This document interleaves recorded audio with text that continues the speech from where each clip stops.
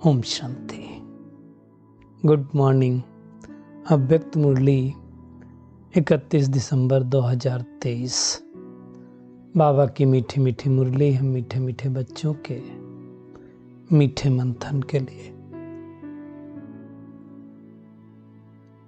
मुरली शुरू करने से पहले सर्वशक्तिमान शिव बाबा की शक्तिशाली किरणों के नीचे बैठ जाते हैं और महसूस करते हैं मैं मास्टर सर्वशक्तिमान आत्मा हूं, सर्वशक्तिमान पिता की संतान हूं। ये मुरली अव्यक्त बाप दादा के रिवाइज कोर्स 13 नवंबर 1997 की अव्यक्त वाणी है। मुरली का शीर्षक है संगम युग के प्राप्तियों की प्रारब्ध का अनुभव करो, मास्टर दाता महासहयोगी बनो। आज की अव्यक्त मुरली पूरी 2 शब्दों के ऊपर है और वो 2 शब्द हैं मास्टर दाता और महासहयोगी। दुनिया में दाता शब्द यूज किया जाता है परमात्मा के लिए, है ना। इसलिए लोग कहते भी दाता तेरे अनेकों नाम, मतलब सारी सृष्टि में कहते भी लोग हैं और देने वाला वही एक परमपिता परमात्मा है। तो वो दाता क्या कहता है, मास्टर दाता बनो। तो दाता से ले करके हम अगर दूसरों को दें तो हम मास्टर दाता कहलाएंगे। हमारे पास उतना नहीं है, लेकिन हमारे पास नहीं, हम दे तो सकते हैं ना, किसी को ले करके तो दे सकते हैं। और दूसरा कहा महासहयोगी। तो एक होता है सहयोग, दूसरा होता है सहयोग, है ना। तो हम कौन हैं? सहयोगी हैं कि नहीं? जो योगी होगा वो सहयोगी ना हो, ये हो नहीं सकता है। बाबा ने लेकिन आज यूज किया महासहयोग। तो योग, सहयोग और महासहयोग। तो जिसका योग अच्छा होगा वो उससे योग के अच्छे वाइब्रेशन निकलेंगे, तो वो दूसरे जो वाइब्रेशन प्राप्त करेंगे उसको कहा जाएगा सहयोग। ये अपने आप मिलता है। लेकिन महासहयोग किसको कहा जाएगा? तो महासहयोगी अर्थात वो आत्मा जो हर समय हर एक आत्मा के प्रति गुण की अपनी शक्तियों का सहयोग देती रहे। अब वो आत्मा भले आपको सहयोग दे या न दे, उससे मतलब नहीं। In respect of the person who is good और बैड, तो उसको कहा जाएगा महासहयोगी, महादाता। तो महादाता मतलब देते जाना, देते जाना, देते जाना। तो आज निराकार शिव बाबा अपने श्रेष्ठ भाग्यवान बच्चों को देखा। बाबा ने कहा हर एक बच्चे के भाग्य की रेखाएं भगवान देख करके हर्षित होता है। बाबा ने कहा पूरा कल्प भी चक्कर लगाओ ना, तो इतना भाग्यशाली कौन होगा बताओ।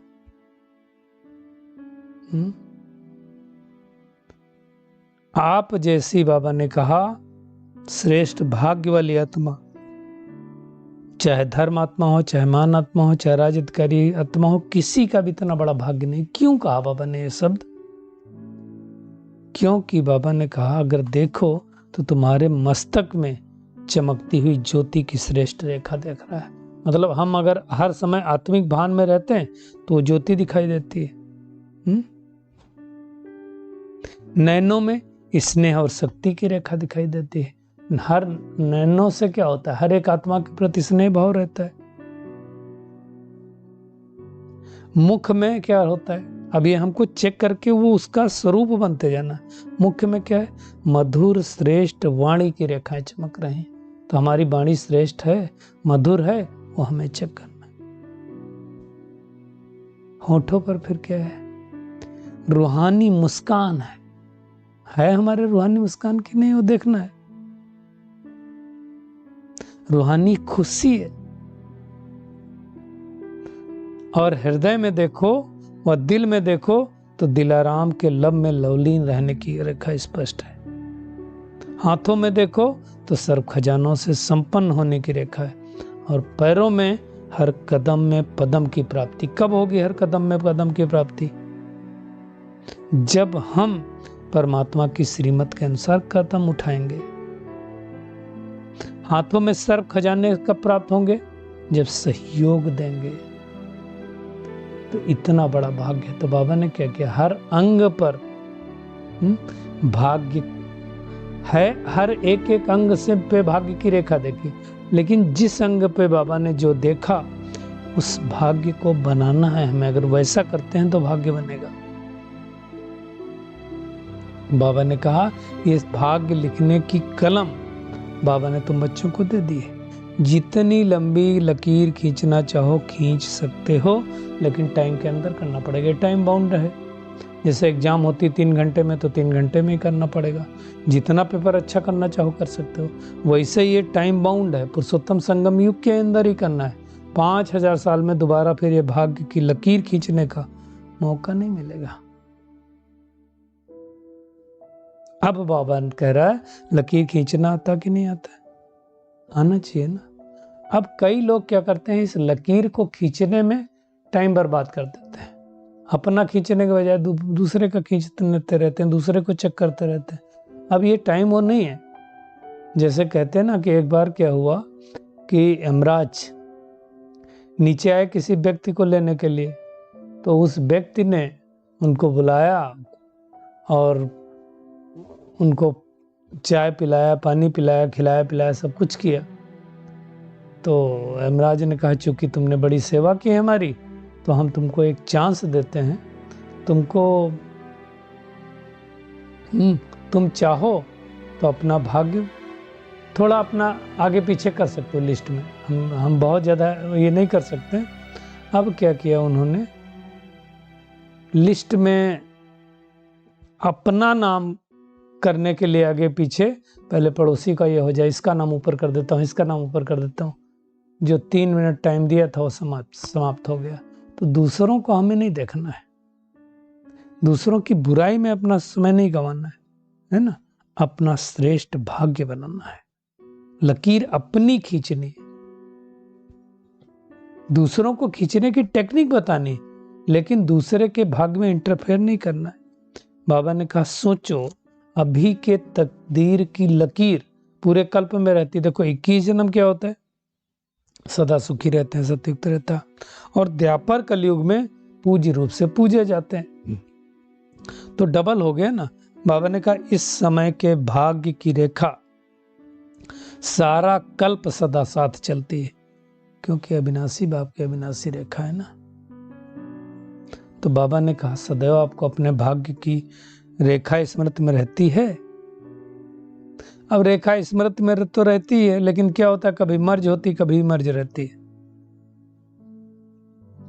बाबा ने कहा सदा ही मर्ज रखो, कभी पुराने संस्कार बाहर ना आए। नहीं तो पुराने संस्कार आ जाएंगे तो फिर क्या होगा, वो वाली रेखा ही मर्ज हो जाएगी। क्योंकि देखो बाबा ने कहा स्पष्ट रूप से श्रेष्ठ भाग्य की रेखाएं जहां इमर्ज हैं, वहां पुरानी रेखाएं इमर्ज नहीं हो सकती।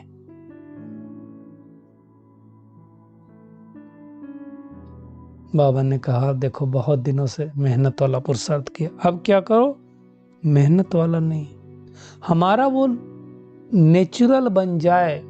मैं आत्मा हूं, मेरा भाग्य श्रेष्ठ है, ये नेचुरल मुझे अनुभूति हो जाए, तब तो हमको समझ में आएगा, तब तो हमें महसूस होगा, हमें मेहनत ना करनी पड़े। बाबा ने कहा भविष्य के प्रारब्ध तो तुम्हारे पुरुषार्थ की परछाई हो तो मिलेगा ही मिलेगा। दुनिया में कोई पूछता क्या हाल चाल है, तो क्या कहते हैं, क्या ये कहते हैं हाँ पुरुषार्थ चल रहा है, या ये कहते हैं कि हाल खुश है चाल फरिश्तों की है, क्या कहते हैं, है ना। तो बाबा ने कहा प्रारब्ध तो है ही सर्व शक्ति संपन्न, सर्व ज्ञान संपन्न, सर्व विनाशक मूर्त। ये अभी की प्रारब्ध ये तो मिलने ही वाली है सतयुग में, लेकिन इस समय क्या अनुभव करते हो। बाबा चाहता है कि अब हम प्रारब्ध का स्वरूप बन जाएं। प्रारब्ध वाले तो बनने ही वाले हैं भविष्य में, लेकिन अभी स्वरूप बन जाएं। हो जाएगा, कर लेंगे, ये गेंगे शब्द नहीं। बाबा ने कहा अब ये शब्द समाप्त करो। क्या करो? कब कर लेंगे? विनाश के बाद। अभी करना ना। तो बाबा ने कहा अब क्या करो, इसकी सहज विधि है, मास्टर दाता बनो। हर एक को देते जाओ। देते जाएंगे तो किससे मिलेगा? और मेरे पास नहीं है तो मैं बाबा से लेके दूंगा तो सबसे पहले किसको मिलेगा? मुझे मिलेगा। मेरे द्वारा दूसरों को जाएगा तो क्या होगा? यदि आपके पास गुलाब के फूल रखो और आप दूसरे को दो, अपने पास नहीं रखो, चलो एक भी फूल मत लो, लेकिन दूसरे को देते जाओ, तो आपके हाथों में तो खुशबू आई जाएगी नेचुरली, कि नहीं आएगी? बाप से लिया और देते जाओ, देते जाओ। ये नहीं सोचो सामने वाला आत्मा अच्छी हो तो मैं दूं, ये बदले तो मैं बदलूं, ये लेने की भावना नहीं। बाबा ने तो कहा ना, कैसी भी रावण जैसी आत्मा हो तो भी तुम्हें देना है, रहमदिल बनना है, गुणों का सहयोग देना है, शक्तियों का सहयोग देना है। इसमें बाबा ने कहा मास्टर दाता बनो, फ्राक दिल बनो। वो दें तो मैं दूं नहीं। बाबा ने इतना ही नहीं कहा कि आपस में ब्राह्मण आत्माओं में भी मास्टर दाता बनो। दाता बनो मतलब दुनिया वालों की तरह वो चीज तो नहीं देनी है। क्या देना है फिर? सहयोग देना है। तो बाबा ने कहा गुणों से और शक्तियों से भरपूर होगे तब तो दोगे ना। क्या करेगा? कोई छिपा के रखेगा क्या? तो क्या करो, अपने गुणों का, अपनी शक्तियों का सहयोग दो। इसी को मास्टर दाता कहा जाता है, महासहयोगी कहा जाता है। अगर हमने किसी को देख करके सहयोग किया तो उसको सहयोगी कहा जाएगा, लेकिन हर एक को देना चालू कर दिया तो महासहयोगी बन गए। तो बाबा अब यही चाहता है ना? बाबा ने कहा देखो डायमंड जुबली भी बना लिया। डायमंड जुबली मतलब बाबा ने उस मुरली में भी कहा था, सदा चमकता हुआ डायमंड। हर आत्मा चमकती रहे, चाहे कोई नया हो, चाहे पुराना हो, चाहे 50 साल का हो। हर एक को यज्ञ का सहयोगी बनना ही है। बाबा ने कहा इतना फास्ट पुरुषार्थ करना। ऐसा तो है नहीं कोई नया आया है तो बोलेगा हम क्षत्रिय बनने के लिए तैयार है। नहीं ना, ब्राह्मण सो देवता कहा जाता है, क्षत्रिय सो देवता नहीं कहा जाता है। तो ये बात हमें ध्यान रखना है कि क्या करना है। तो इसलिए अब हमें मास्टर दाता बनना है ना? और ब्राह्मणों में क्या करना है? दान नहीं, सहयोग दो। ब्राह्मण को दान नहीं दे सकता। दुनिया में भी दिखाते हैं दान कौन किसको देता है, तो गृहस्थी ब्राह्मण को दान देते हैं। वो मैं दुनिया की बात कर रहा हूं। ब्राह्मण को बाबा ने कहा सहयोग दे सकता है। तो महादाता और महासहयोगी बनना है ना? उसके लिए क्या करना? बाबा ने कहा बचपन के खेल अब समाप्त करो। अब समीपता की तरफ हम पहुंच रहे हैं। समय की गति प्रमाण, ड्रामा के नियम प्रमाण, अभी हम सबकी वानप्रस्थ अवस्था है, तो हमें पुरुषार्थ करके संपन्न संपूर्ण बनना है। बाबा कहता है तो बच्चे, बाबा ने एक शब्द यूज किया, जिगरी स्नेह। जिगरी स्नेह क्या होता है? कहेंगे ना ये मेरा जिगर का टुकड़ा। मतलब जिगर मतलब ना हो अगर शरीर में तो शरीर चलेगा नहीं। हार्ट ना हो तो शरीर नहीं चलेगा। और हार्ट का टुकड़ा अगर कोई बाहर हो तो क्या कहेंगे? ये मेरा जिगर का टुकड़ा है। बच्चों के लिए अक्सर करके लोग यूज करते हैं कि ये मेरा जिगर का टुकड़ा है। तो बाबा कहता है जिगरी स्नेह है या ऊपर ऊपर का स्नेह? देखो जिगरी स्नेह तो है ही हम सबका। इसलिए बाबा ने कहा सब भाग करके आए हो। दूर बैठे भी बाप दादा के दिल के स्क्रीन पर बैठे हो, चमक रहे हो। हाँ, बाबा का तो दिल का स्क्रीन बहुत बड़ा है।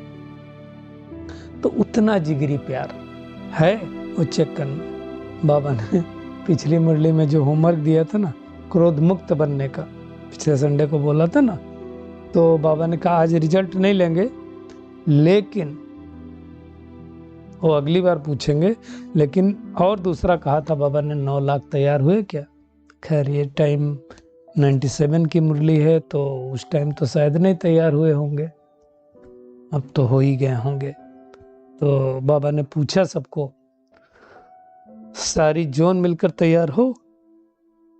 बाबा ने एक बहुत अच्छी बात कही है कि देखो, हर एक चीज की तुम डेट फाइनल करते हो, करते हैं ना, हम सब करते हैं।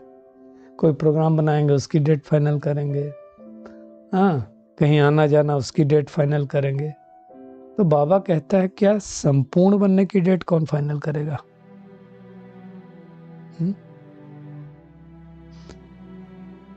9 लाख बनाने की डेट कब फिक्स करोगे? तो अब हमें फिक्स करना है, क्रोध मुक्त हम कब बनेंगे उसकी डेट फिक्स करो। संपन्न संपूर्ण कब बनेंगे उसकी डेट फिक्स करो। तब क्या होगा, महान दाता बन जाएंगे, और महान दाता बन करके, बेहद के दाता बन करके, वर्ड के गोले पर खड़े होकर के बेहद की सेवा में वाइब्रेशन फैलाएंगे। और ऐसा जो करेगा उसको ही महान दाता कहा जाएगा। बाबा ने कहा विश्व के राजा बनना है तो विश्व को तो सकाश देना पड़ेगा, खाली सर्किल के राजा तो बनना नहीं ना, विश्व कल्याणकारी ना। तो बाबा ने कहा जो वाणी संबंध संपर्क में आता है उसके बजाय ये वाली सेवा करो। क्या करो? बेहद की सेवा करो, है ना। देखो, वाणी से संबंध से संपर्क में तो सेवा सब कर ही लेते हैं, लेकिन हमें तो सारे विश्व को सकाश देना, सारे विश्व की सेवा करना है ना, अपनी बेहद की वृत्ति रखनी है ना। तो इसको अभ्यास को बढ़ाना है। बाबा ने कहा अगर आप बाप के साथ परमधाम की स्थिति में स्थित हो, थोड़ा समय भी ये सेवा करेंगे तो प्रारब्ध कई गुना मिल जाएगी। इसलिए कोशिश क्या करना, पहले परमधाम जाना है, बाबा से सब शक्तियां लेनी, फिर विश्व ग्लोब पर जाना है। अक्सर करके हम ऐसे करते हैं, ये करना भी चाहिए। तो क्या होगा, लोगों को वो अनुभव होगा। बाबा ने कहा जैसे आदि में हुआ था ना कि ब्रह्मा बाबा को देखते थे श्री कृष्ण नजर आता था, है ना, तो अंत में भी ऐसे होगा। अब बाप के साथ खाली एक श्री कृष्ण नहीं, बहुत सारे देवी देवताओं का साक्षात्कार होता रहेगा, तो वो हमें करना है। फिर बाबा ने कहा 1 सेकंड में अपने अनादि स्वरूप में टिक सकते हो क्या? चलिए हम सभी लोग 1 सेकंड में अपने अनादि स्वरूप में टिक जाते हैं। महसूस करें, मैं आत्मा परमधाम में बाबा के साथ हूं,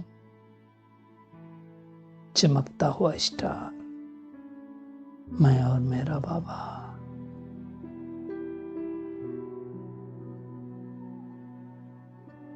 इतनी देर के लिए बाबा ने ड्रिल करवाई। तो आज का टेक होम क्या है? तो सबसे बड़ा टेक होम एक ही है, महासहयोगी महादानी बनो। और उसके लिए क्या करो, विश्व ग्लोब पर बैठ करके अपने गुणों का, शक्तियों का सहयोग दो। बाबा को साथ में रख करके तो आत्माओं को भी प्रारब्ध का अनुभव होगा और तुम्हें भी अनुभव होगा। और दूसरा क्या करना है, हम कितने भाग्यवान हैं, हाँ, वो याद रखना। हमारे मस्तक पर कौन सी रेखा चमक रही, आंखों में कौन सी रेखा, हाथों में कौन सी रेखा, दिल में कौन सी रेखा है। तो ऐसी विश्व कल्याणकारी आत्मा बनना है। आज का बाबा का वरदान है, कर्म योग की स्टेज द्वारा कर्म भोग पर विजय प्राप्त करने वाले विजयी रतन भव। देखिए, 2 चीजें होती हैं, कर्म योग और एक कर्म भोग। आप देखो, जब हम कर्म योग का मतलब होता है मैं आत्मा पर कर्म करते करते परमात्मा को याद कर रही हूँ, और दूसरा कर्म कर रही हूँ लेकिन भोगना भी हो रही। अब जिस आत्मा का योग पावरफुल होगा तो कर्म भोग तो आएगा, कर्म भोग खत्म नहीं होगा, लेकिन कर्म योग के द्वारा भोग पर विजय प्राप्त कर लेंगे। जो कर्मयोगी होगा उसको कर्म भोग का अनुभव नहीं होगा। मन में रोग होगा तो क्या कहा जाएगा, रोगी कहा जाएगा। और मन निरोगी है तो सदा तंदुरुस्त है। तन रोगी है, मन निरोगी है तो भी तंदुरुस्त कहा जाएगा। बाबा ने कहा उसके लिए क्या करो, सिर जो दिखाते ना, सिर सैया पर विष्णु को दिखाते ना, क्या दिखाते हैं, समुद्र में सैया पे लेटा हुआ है, तो वैसा बाबा कहता हर्षित रहो, ये यही का है। गायन, निश्चिंत अवस्था है। तो बाबा ने कहा उसके लिए क्या करो, मनन शक्ति का उपयोग करो। स्लोगन है, साहस को साथी बना लो तो हर कर्म में सफलता मिलती रहेगी, है ना। सहयोगी हैं तो साहस को अपना साथी बना लो। चलिए परमात्मा किरणों के नीचे बैठ जाते हैं और अनुभव करते हैं, मैं आत्मा महादानी महासहयोगी आत्मा हूं, हर एक आत्मा को केवल और केवल देने वाली, अपनी प्रारब्ध को स्मृति में इमर्ज करने वाली,